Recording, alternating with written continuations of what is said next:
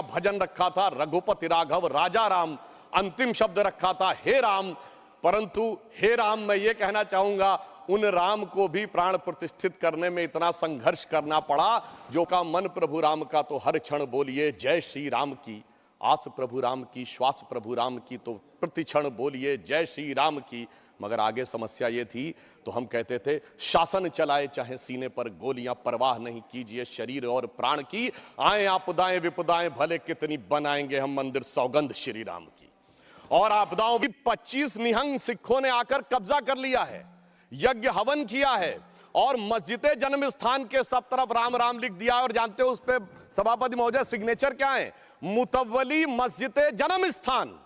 अब बताइए, जन्म स्थान पहली एफआईआर में खुद मुतव्वली लिख रहा है, और उसके बाद इस विषय को इतना बढ़ाया गया। और स्वतंत्रता के बाद मैं एक बात कहना चाहता हूं, 22-23 दिसंबर 1949 की रात को जब श्री राम लला प्रकट हुए, उसके बाद यह ध्यान देने योग्य बात है, यह समुदायों के बीच के संघर्ष का विषय नहीं था, यह भारत के स्वाभिमान का विषय था। 12 साल टाइटल सूट की मियाद होती है, 12 साल तक मुस्लिम पक्ष सुन्नी सेंट्रल वक्फ बोर्ड उसमें पैरोकार ही नहीं था। 1961 में, दिसंबर 1961 में जब 12 साल पूरे होने में 4 दिन रह गए थे, तब सेंट्रल सुन्नी वक्फ बोर्ड उसमें पैरोकार बना। क्यों? कुछ सेकुलरिस्टों ने समझाया, कुछ लेफ्टिस्टों ने समझाया, और इसका उल्लेख किया कि मोहम्मद साहब ने अपनी किताब में किया है कि मुस्लिम समाज में एक बहुत बड़ा तबका ये मानता था कि हमें इस विषय में पढ़ने की जरूरत नहीं है। परंतु राजनीति के चलते हुए भारत के स्वाभिमान का विषय ये इसका प्रतीक बना।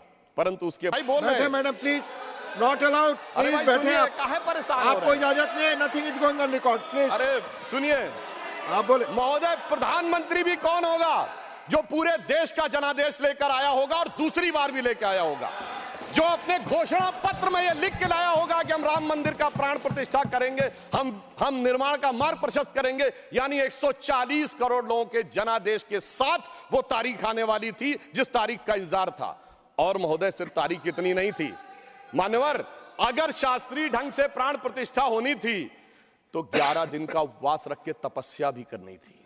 तो ऐसा भी प्रधानमंत्री आने वाला था जो संकल्प लेकर 11 दिन की तपस्या करे। और मैं महोदय एक और बात कहना चाहता, लिखी गई चकबस्त रामायण, और उसमें इसी मूल्य को अप्रिशिएट किया गया है कि जब भगवान राम राजा दशरथ से अनुमति लेकर जाते हैं, तो उर्दू के प्रसिद्ध शायर चकबस्त ने, और वो लखनऊ के रहने वाले थे, उन्होंने लिखा है, रुखसत हुए वो बाप से लेकर खुदा का नाम, रुखसत हुए वो बाप से लेकर खुदा का नाम, और राहे वफा की मंजिलें अव्वल हुई तमाम। यानी उनको तो दिखा कि राहे वफा की कौन सी मंजिलें हैं जो अव्वल हो रही हैं।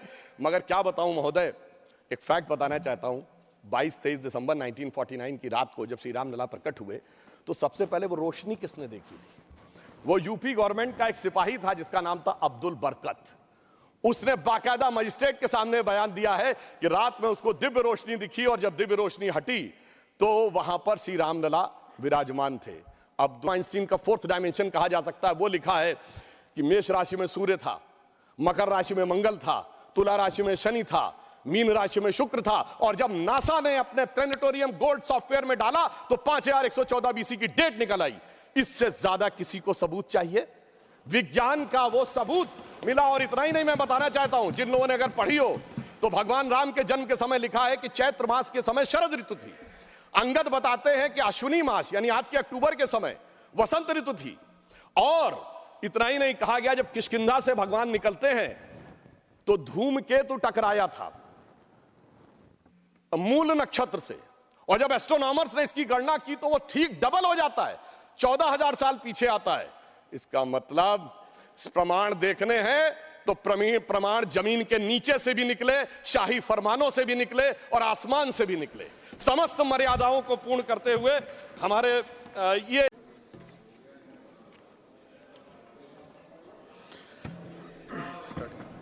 Short duration discussion. Notices have been received from the following members to raise a discussion.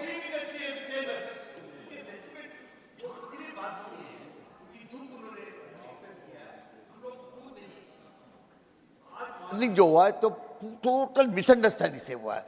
किसी ने चरण सिंह को क्यों दिया, किसी ने चैलेंज नहीं किया। अब इस विषय में बहस इसको माननीय सर भाई अपॉलॉजी कर, भाई अपॉलॉजी। माननीय चेयरमैन ने अपनी वेदना प्रकट की है, पूरा सदन उनके साथ है, हमें इस पर बात करनी चाहिए। नहीं, बिल्कुल नहीं, फिर पुनः वही आचरण। No, now Honorable Chairman has called for short duration discussion. Nothing is going on record, Mr. Keshav, Dr. Keshav.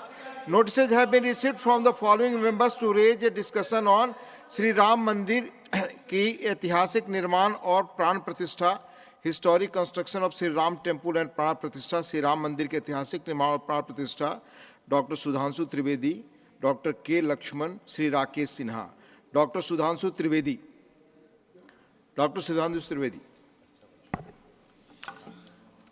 माननीय सभापति महोदय, आज जब हम लोग इस कालखंड में खड़े हुए हैं तो मुझे लगता है कि जब मैं किशोरावस्था में था और श्री राम जन्मभूमि का आंदोलन प्रारंभ हुआ था, उस महान यज्ञ में जिसमें करोड़ों लोगों ने कई पीढ़ियों तक अपनी आहुति दी, उसकी पूर्णाहुति देखते हुए देखना अपने आप में एक बहुत सुखद अनुभव होता है।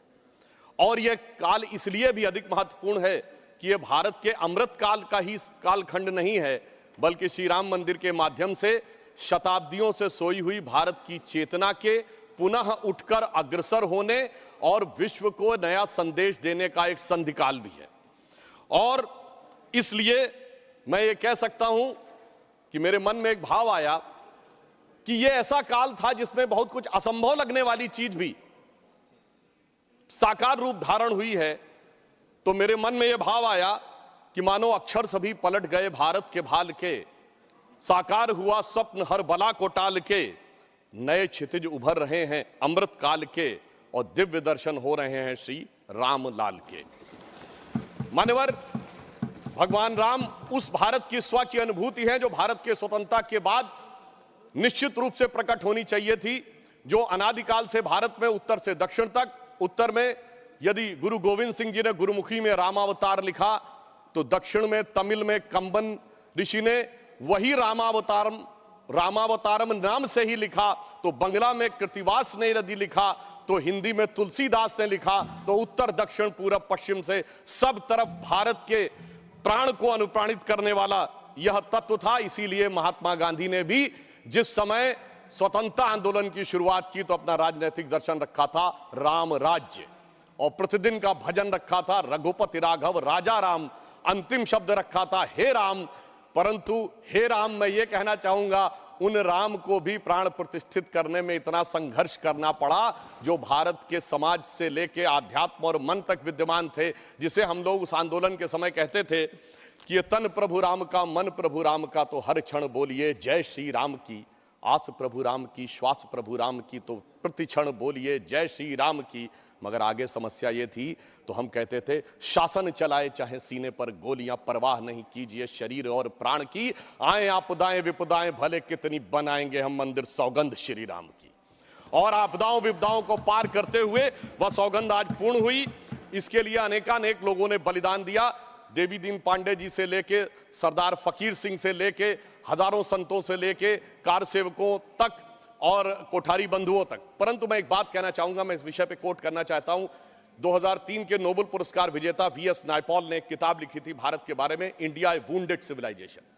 उन्होंने कहा भारत एक विचित्र देश है जहां पर कि अपनी संस्कृति को आघात करने वाले विषय को पढ़ाया जाता है और आघात करने का प्रयास किया जाता है, इसीलिए उन्होंने वुंडेड सिविलाइजेशन वर्ड कहा। मैं इसलिए कह रहा हूं कि जो इतिहास में प्रत्यक्ष प्रमाण थे उनको भी झुटलाने का प्रयास हुआ। श्री राम जन्मभूमि केस के सिर्फ 2 उदाहरण बताना चाहता हूं। जब मुकदमा चला तो ये पूछा गया कि भाई पिछले उदाहरण दीजिए कोई शताब्दियों के, तो विपरीत पक्ष के पास कोई उदाहरण नहीं थे। हमने फॉरेन ट्रेवलर्स के उदाहरण कोट किए। विलियम फिंच नाम का ब्रिटिश ट्रेवलर आया 1610-20 के आसपास, उसने कहीं पर मस्जिद का उल्लेख नहीं किया, सिर्फ मंदिर का उल्लेख किया। फ्रेंच ट्रेवलर आया जोसेफ टिफेंथलर 1720 के आसपास, तो वो कहता वहां पर चबूतरा है जिसमें कि और एक पक्ष में वो मस्जिद की बात करता है और बताता है कि रामनवमी पे लाखों की भीड़ लगती है। परंतु उसके बावजूद एक मजेदार बात बताना चाहता हूं, जब से ब्रिटिश डॉक्यूमेंट आया तो जो पहली एफआईआर ऑफिशियली दर्ज हुई है नवंबर 1858 में, फैजाबाद के थानेदार को रिपोर्ट दी गई है कि 25 निहंग सिखों ने आकर कब्जा कर लिया है, यज्ञ हवन किया है और मस्जिद जन्म स्थान के सब तरफ राम राम लिख दिया। और जानते हो उस पे सभापति महोदय सिग्नेचर क्या है? मुतव्वली मस्जिद जन्म स्थान। अब बताइए, जन्म स्थान पहली एफआईआर में खुद मुतव्वली लिख रहा है और उसके बाद इस विषय को इतना बढ़ाया गया। और स्वतंत्रता के बाद मैं एक बात कहना चाहता हूं, 22-23 दिसंबर 1949 की रात को जब श्री राम लला प्रकट हुए उसके बाद यह ध्यान देने योग्य बात है। यह समुदायों के बीच के संघर्ष का विषय नहीं था, यह भारत के स्वाभिमान का विषय था। 12 साल टाइटल सूट की मियाद होती है। 12 साल तक मुस्लिम पक्ष सुन्नी सेंट्रल वक्फ बोर्ड उसमें पैरोकार ही नहीं था। 1961 में, दिसंबर 1961 में जब 12 साल पूरे होने में 4 दिन रह गए थे, तब सेंट्रल सुन्नी वक्फ बोर्ड उसमें पैरोकार बना। क्यों? कुछ सेकुलरिस्टों ने समझाया, कुछ लेफ्टिस्टों ने समझाया, और इसका उल्लेख किया कि मोहम्मद साहब ने अपनी किताब में किया है कि मुस्लिम समाज में एक बहुत बड़ा तबका मानता था कि हमें इस विषय में पढ़ने की जरूरत नहीं है, परंतु राजनीति के चलते हुए भारत के स्वाभिमान का विषय ये इसका प्रतीक बना। परंतु उसके बाद कोर्ट का निर्णय आया, संपूर्ण मर्यादाओं को पूर्ण करते हुए आज ये दिन आया। तो मैं कई बार हम लोग से कहा जाता है कोर्ट का निर्णय आया तो इसमें आपने क्या किया, तो मैं बताना चाहता हूं, हम जब जब सत्ता में आए 1991 में कल्याण सिंह जी की सरकार ने आकर 67 एकड़ भूमि का अधिग्रहण किया। उसके बाद याद करिए खुदाई पर रोक लगा दी गई थी। तो अटल जी की सरकार आई तो नई टेक्नोलॉजी आ गई, ग्राउंड पेनिट्रेशन रेडार, तो रेडार मैपिंग की गई और वो कोर्ट में प्रस्तुत कर दी गई। मतलब ऑपरेशन पे रोक थी, अल्ट्रासाउंड पे तो नहीं थी ना, तो अल्ट्रासाउंड करके दिखाया गया देखो भाई अंदर क्या है। फिर कोर्ट ने परमिशन दी और उसी खुदाई की हुई 2003 में, और उसके अंदर जो साक्ष्य निकले उसी से 30 सितंबर 2010 का Lucknow bench of Allahabad high court का जजमेंट आया, जिसने गर्भगृह श्री रामलला विराजमान को दिया। अब जब मोदी जी की सरकार आई तो क्या अंतर था, विषय सुप्रीम कोर्ट में आ चुका था। सबसे बड़ी समस्या यह थी कि सुप्रीम कोर्ट में सारी की सारी प्रोसीडिंग सिर्फ इंग्लिश में होती है, और वहां सारे डॉक्यूमेंट्स जो हजारों हजार पेज के थे उनको इंग्लिश में ट्रांसलेट करना था विद ऑथेंटिक डॉक्यूमेंट्स, जिसमें अरबी फारसी के भी थे, संस्कृत के भी थे, सबके थे। तो हमारी सरकार में आने के बाद अगर 60 साल उसमें लगे थे, हो सकता 50 साल इसमें भी लग जाते, क्योंकि बहुत से लोग वकील का चोला ओढ़कर खड़े होकर ये भी कहते थे फलां साल के पीछे ले जाइए इस जजमेंट को। मगर मोदी जी की सरकार ने आने के बाद 24/7 लगाकर सारे के सारे जो डॉक्यूमेंट्स थे उनका केवल 2-3 वर्षों में ट्रांसलेशन किया, और उसके बाद जाके कोर्ट में अर्जी लगाई कि डे टू डे हियरिंग होनी चाहिए, क्योंकि हमारी सरकार तो उसमें विचार करती थी कि हनुमान तेहि परसा करि पुन कीन्ह प्रणाम, राम काज कीन्हे बिनु मोहि कहां विश्राम। और फिर आपने देखा कि वो जब जजमेंट आया, और ये भी एक सुखद संयोग देखिए कि मान्यवर, हमसे टीवी डिबेट में अक्सर बहुत पूछा जाता था कि आ गए भाजपा वाले, कहते हैं रामलला हम आएंगे, मंदिर वहीं बनाएंगे, तारीख नहीं बताएंगे। महोदय, राम का मंदिर कोई इमारत नहीं थी, ये भारत की भव्यता का आगाज था, और वो तारीख कोई तारीख नहीं थी, वो काल की गति थी। और वो तारीख क्या थी मैं बताना चाहता हूं। जब रामलला इस मंदिर में आए हैं तो वो तारीख आई है 4 करोड़ गरीबों को घर लेकर आई है, 11 करोड़ लोगों के लिए शौचालय लेके आई है, 54 करोड़ लोगों के लिए जनधन अकाउंट लेके आई है, हर गांव में बिजली, हर गांव में सड़क लेकर आई है, और इतना ही नहीं, हर शहर में हर राज्य में एयरपोर्ट लेकर आई है, समुद्र पे सबसे बड़ा सेतु अटल सेतु लेकर आई है, और चिनाब नदी पे दुनिया का सबसे ऊंचा पुल चिनाब का पुल लेकर आई है, हाईएस्ट एफडीआई लेके आई है, हाईएस्ट फॉरेन एक्सचेंज रिजर्व लेके आई है, फास्टेस्ट ग्रोइंग इकोनॉमी लेके आई है। और जनाब वो फिल्म का डायलॉग होता था, तारीख पे तारीख, तारीख पे तारीख वाला इंडियन पैनल कोड को तारीख का हिस्सा बनाकर भारतीय न्याय संहिता लेके आई है, जो 3 साल के अंदर सारी तारीखों को खत्म कर देगा।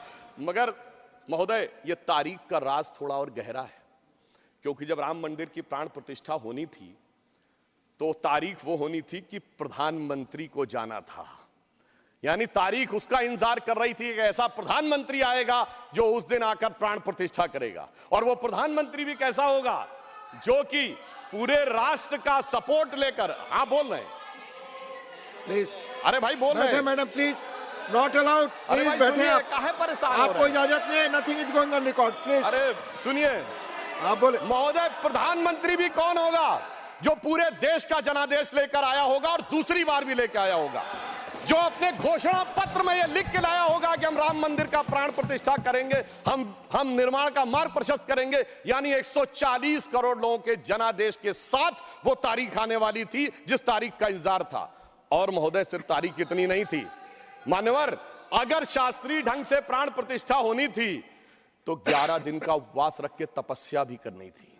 तो ऐसा भी प्रधानमंत्री आने वाला था जो संकल्प लेकर 11 दिन की तपस्या करे। और मैं महोदय एक और बात कहना चाहता हूं, 11 दिन नारियल का पानी पी के हम में से कितने लोग तपस्या कर सकते हैं? महोदय, वो जो हर नवरात्र ऐसे रहता हो उसी के तपस्या का वो अभ्यास होगा। और मैं बताना चाहता हूं, स्वामी गोविंद गिरी जी जो कोषाध्यक्ष हैं न्यास के, उन्होंने जब उपवास तोड़वाया तो उन्होंने कहा मैं तार्किक व्यक्ति हूं, मेरे मन में संदेह था। तो जब इनकी माताजी जीवित थी तो मैंने उनसे पूछा था, तो उन्होंने कहा 40 वर्षों से अभ्यास है ये उपवास रखने का, इसलिए 11 दिन शासकीय कार्य रखते हुए भी वो उपवास कर पाए। ऐसे व्यक्ति की प्रतीक्षा थी तारीख को। और फिर दक्षिण में जाकर, चाहे नासिक हो और फिर चाहे गुरुवायूर का मंदिर हो अथवा रामेश्वरम में खड़े होकर जब प्रधानमंत्री जी 22 कुओं के जल से स्नान कर रहे थे, जो भारत के संपूर्ण क्षेत्र का प्रतिनिधित्व करते हैं, तो यह संदेश था दूर दक्षिण सिरे पर खड़े होकर कि देखिए ये राम है जो घट-घट में व्याप्त है पूरे उत्तर से दक्षिण तक। और उस तपस्या से प्रकट होने के बाद उस प्रधानमंत्री की दरकार थी तारीख को, क्योंकि राम का काज कौन कर सकता है। गोस्वामी जी लिख गए हनुमान चालीसा में, सब पर राम तपस्वी राजा, जिनके काज सकल तुम साजा। अगर राम तपस्वी राजा थे तो तपस्वी प्रधानमंत्री भी होना चाहिए था वो करने के लिए। और इस तारीख का इंतजार था, तारीख का ये राज समझने के लिए। हम आपको समझाएंगे भी तो शायद आप नहीं समझ पाएंगे। और इसीलिए मैं कहना चाहता हूं कि इतना ही नहीं, महत्वपूर्ण बात यह थी कि सब कुछ शांति और सौहार्द से निपट गया। जब राम मंदिर का मुद्दा उठा था तो कितने प्रकार की चीजें होती थी। इसके लिए हमें निश्चित रूप से सरकार, प्रधानमंत्री को धन्यवाद देना चाहिए। पूरे देश में जिस प्रकार का सौहार्दपूर्ण वातावरण रहा। और महोदय 90-92 में भारत ही नहीं, अगल बगल भी बहुत कुछ हुआ था। अब की अगल बगल में भी शांति बनी रही, ये तपस्वी राजा का प्रताप था। और इतना ही नहीं महोदय, अबू धाबी में भी मंदिर बनने जा रहा है। मुझे लगता है भारत के लिए अमृत काल में सांस्कृतिक गौरव का इससे बेहतर काल नहीं आ सकता था कि राम मंदिर भी बन रहा है और अबू धाबी में भी मंदिर बन रहा है। और मैं एक और बात कहना चाहता हूं महोदय, ये हिंदू मुस्लिम का विषय नहीं था, ये भारत के जय और विजय का विषय था। और उससे भी बढ़कर ये मूल्यों का विषय था। कौन से मूल्य थे? एक मूल्य वो जिसमें भगवान राम उस मूल्य के प्रतीक बनते हैं जिसमें 4 भाई हैं।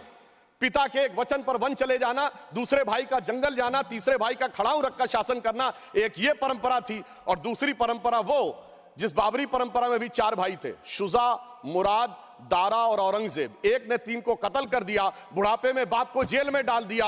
और इतने पे भी संतोष नहीं हुआ, बल्कि सर काटकर थाली में रख के जेल में बंद बाप के पास भेजा। आप किसी मत को मानने वाले हो, अपने घर में क्या देखना चाहते हैं, भाई की खड़ाऊ या भाई का सर? इन 2 मूल्यों के अंतर का यह प्रतीक था। इसका हिंदू मुस्लिम से कोई नहीं था। और मैं अपने विरोधियों को बताना चाहता हूं, मान्यवर, उर्दू में भी एक रामायण लिखी गई है, चकबस्त रामायण। और उसमें इसी मूल्य को अप्रिशिएट किया गया है कि जब भगवान राम राजा दशरथ से अनुमति लेकर जाते हैं तो उर्दू के प्रसिद्ध शायर चकबस्त ने, और वो लखनऊ के रहने वाले थे, उन्होंने लिखा है, रुखसत हुए वो बाप से लेकर खुदा का नाम, रुखसत हुए वो बाप से लेकर खुदा का नाम, और राहे वफा की मंजिलें अव्वल हुई तमाम।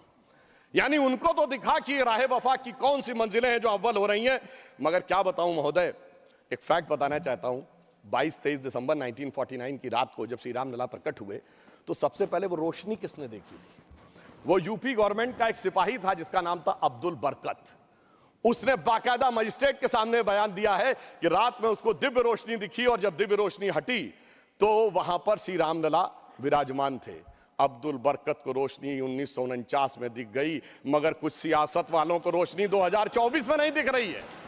और मैं आपको बताना चाहता हूं, बाबरी पक्ष के पैरोकार थे इकबाल अंसारी, और यह उदारता देखिए कि सबको बुलाया गया, विरोध करने वालों को बुलाया गया, ट्रस्ट के द्वारा गोली चलाने वालों को बुलाया गया, और इकबाल अंसारी को ही बुलाया गया। और इकबाल अंसारी प्राण प्रतिष्ठा में आ गए। उनका इकबाल तो बुलंद हो गया, मगर इन लोगों का इकबाल जमींदोज हो गया। और मैं ये भी बताना चाहता हूं, उसका एक कारण है। ऑन द लाइटर नोट, इसको कोई पर्सनल ना ले महोदय, ये कहा जाता है कि हमारे यहां राम का तत्व या ईश्वर का तत्व कौन नहीं समझ पाता है? जो कामी, क्रोधी, लोभी, खलकामी हो। और राजनीति में वो नहीं समझ पाता जो सेकुलर और वामी हो। अब मैं ये बताना चाहता हूं महोदय कि जो लोग कहते हैं भगवान राम ने अपने जीवन में, ये मंदिर किस चीज का प्रतीक है, कई लोग एक आध कोई शब्द लेकर बगैर पढ़े हुए, बगैर उस भाषा को जाने हुए अपनी बात कहने लगते हैं। तो मैं बताना चाहता हूं, भगवान राम ने कौन मेरा भक्त है इसका बाकायदा उदाहरण दिया। उन्होंने लिखा है, जात पात कुल धर्म बड़ाई, धन बल परिजन गुण चतुराई। इन 10 चीजों से मैं नहीं मिलता। मैं कैसे मिलता हूं? भक्ति से मिलता हूं। ये सारी 10 चीजें हो किसी के पास और भक्ति ना हो, तो उन्होंने कहा, भगतहीन नर मोहे ऐसे, जल बिन बारिध लागे जैसे। अर्थात अगर ये सब कुछ हो, जात पात कुल धर्म बड़ाई ये हो, भक्ति ना हो, तो ऐसा जैसे बादल हो उसमें पानी ना हो। इसलिए भगवान ने इस बात का संदेश दिया। और मैं एक विषय और कहना चाहता हूं। जब राम मंदिर का निर्माण हो रहा था तो कहा जाता था, साहब वैज्ञानिक प्रमाण दीजिए। मैं बस एक बिंदु विज्ञान का भी और बताना चाहता हूं। यह विशुद्ध विज्ञान है, क्योंकि अगर आपने रामचरितमानस के शुरुआती श्लोक पढ़े हो तो उसमें बहुत साफ लिखा, सीताराम गुणगाम पुण्यारण्य विहारिण्यो वंदे विशुद्ध विज्ञानो कबीश्वरो कपीश्वरो। अर्थात विशुद्ध विज्ञान महर्षि वाल्मीकि ने लिखा। और विज्ञान क्या है? पूछा गया था कि भगवान हुए कब, ये तो बताइए, यहां हुए कि नहीं ये बताइए। अब आप ये बताइए कि आज हम समय कहते हैं, उनका एग्जैक्ट टाइम लिखा है। जैसे आज हम टाइम कह रहे हैं, दिल्ली में कुछ और है, लंदन में कुछ और है, तो एक जीएमटी ग्रीनिच मीन टाइम बताया गया। पर अगर आपसे पूछा जाए टाइम का एब्सोल्यूट मेजरिंग पैरामीटर क्या है, which is equally applicable on earth, moon, solar system and any point in the space, it is only the relative positions of planet। और भगवान राम का वो exact relative positions of planet, जो Einstein का 4th dimension कहा जा सकता है, वो लिखा है कि मेष राशि में सूर्य था, मकर राशि में मंगल था, तुला राशि में शनि था, मीन राशि में शुक्र था। और जब नासा ने अपने प्लेनेटोरियम गोल्ड सॉफ्टवेयर में डाला तो 5114 बीसी की डेट निकल आई। इससे ज्यादा किसी को सबूत चाहिए? विज्ञान का वो सबूत मिला। और इतना ही नहीं, मैं बताना चाहता हूं, जिन लोगों ने अगर पढ़ी हो तो भगवान राम के जन्म के समय लिखा है कि चैत्र मास के समय शरद ऋतु थी। अंगद बताते हैं कि अश्विनी मास यानी आज के अक्टूबर के समय वसंत ऋतु थी। और इतना ही नहीं, कहा गया जब किष्किंधा से भगवान निकलते हैं तो धूमकेतु टकराया था मूल नक्षत्र से। और जब एस्ट्रोनॉमर्स ने इसकी गणना की तो वो ठीक डबल हो जाता है, 14,000 साल पीछे आता है। इसका मतलब प्रमाण देखने हैं तो प्रमाण जमीन के नीचे से भी निकले, शाही फरमानों से भी निकले और आसमान से भी निकले। समस्त मर्यादाओं को पूर्ण करते हुए हमारे ये इस विषय के ऊपर आए। और मैं एक बात और कह दूं, कभी कहा जाता था महर्षि वाल्मीकि ने तो रामायण भगवान राम के पैदा होने से पहले लिख दी थी, और कहा जाता है भविष्य में जाके लिख दी। कहा जाता है गप है, बकवास है, कैसे हो सकता है। महाभारत कहा जाता है वेद व्यास ने भूतकाल में जाके लिखी, वैशंपायन के समय। अरे ऐसा कैसे हो सकता है? मैं पूछना चाहता हूं, 1916 में आइंस्टीन की थ्योरी ऑफ रिलेटिविटी देने के बाद अब time travel forward, time travel backward बकवास है क्या? अगर किसी ने साइंस नहीं पढ़ी है तो उसे समझना चाहिए। मगर मैं ये नहीं कहना चाहता हूं इसको कह के, मैं कहना चाहता हूं हमारे ऋषि त्रिकालदर्शी थे, और ये टाइम ट्रेवल तो बहुत छोटी बात थी जो अब धीरे धीरे लोगों को समझ में आ रही है। और मैं एक विषय और कहना चाहता हूं, हम सब ने भगवान राम के मंदिर तो देखा, वहां पर दूसरा सबसे बड़ा मंदिर कौन सा? हनुमानगढ़ी का।